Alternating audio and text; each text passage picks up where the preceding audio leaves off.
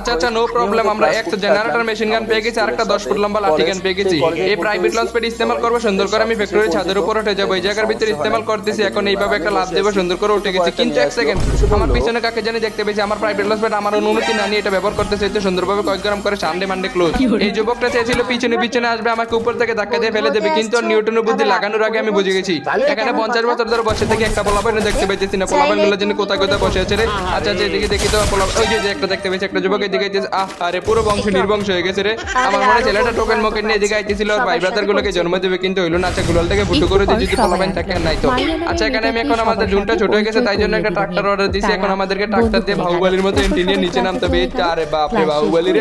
এখন আমরা চলে এসেছি এই জায়গার ভিতরে। এখানে জুনটা পড়তেছে, এখানে আমার প্রাইভেট লঞ্চ প্যাড ইস্তেমাল করবো সুন্দর করে। ছাদের উপর উঠে যাবো, এখান থেকে লোড বক্সে বাড়িতে চলে যাবো। উল্টাপাল্টা কথা বলতেছি, ডিপ্রেশন।